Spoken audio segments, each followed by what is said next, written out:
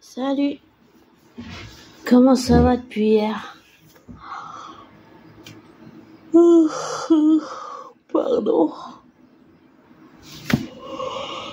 Je suis fatiguée. Désolée pour l'auto d'hier, c'était tard, mais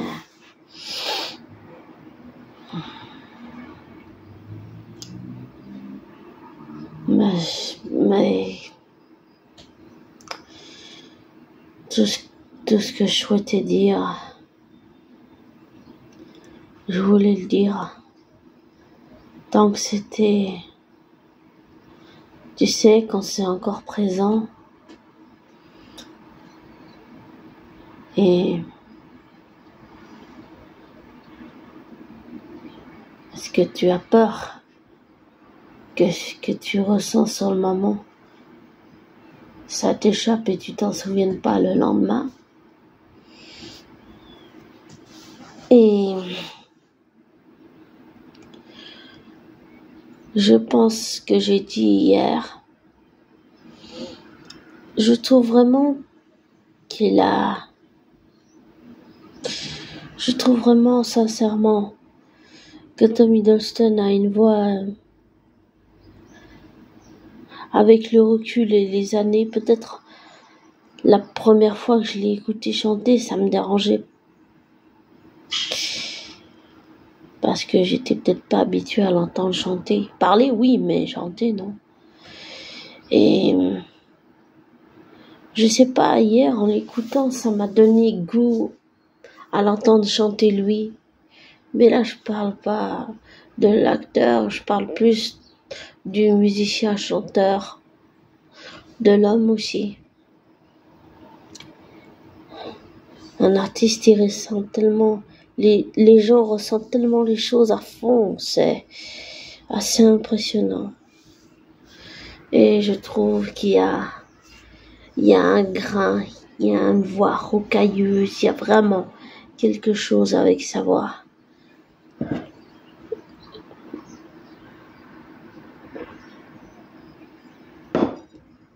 C'est que de l'eau. Et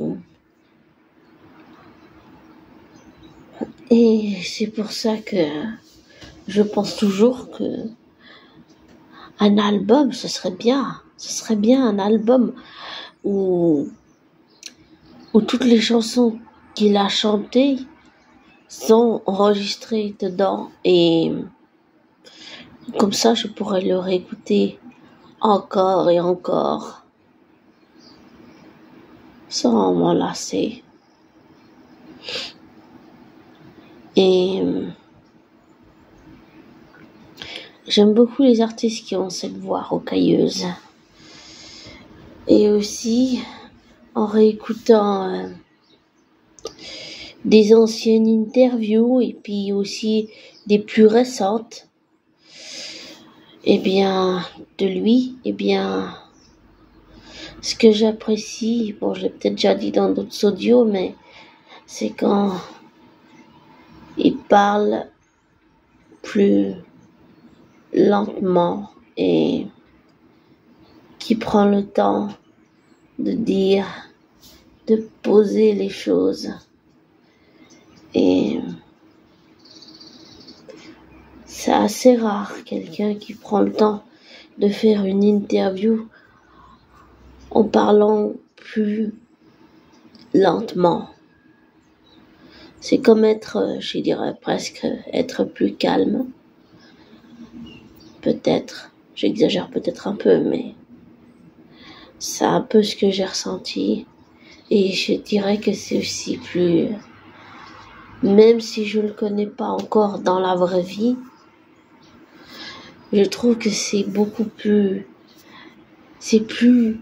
comment on peut dire, c'est une ambiance plus feutrée, c'est plus calme, c'est plus personnel et intime comme interview. Ouais. Et j'ai aussi découvert qu'il avait un peu des talents cachés, que Bon, il sait jongler avec des balles, mais qui savait aussi rapper. Ça, c'est assez impressionnant. Je suis pas très rap, mais de ce que j'ai entendu, c'était une très très vieille, ancienne interview à la radio qu'il avait fait, je sais plus en quelle année, peut-être 2013 ou je sais plus quoi. Et, et c'était waouh. Je m'attendais pas à ça.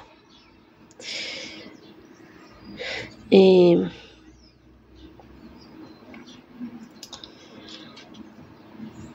je trouve vraiment qu'il y a quelque chose à faire. Il y a un grain. Il y a vraiment quelque chose. Et j'aime beaucoup ce genre d'artiste qui a une voix comme ça, rocailleuse.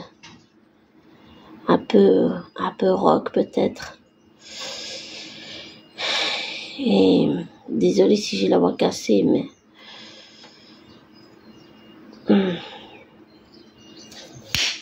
désolé, il y avait un moustique.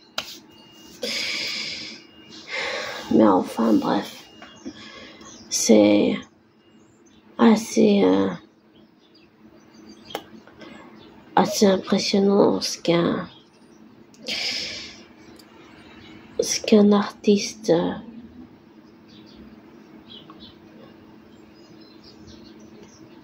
peut impacter ta vie, même si la personne en elle-même dans la vraie vie ne se rend pas compte, elle se rend pas compte qu'elle impacte l'autre.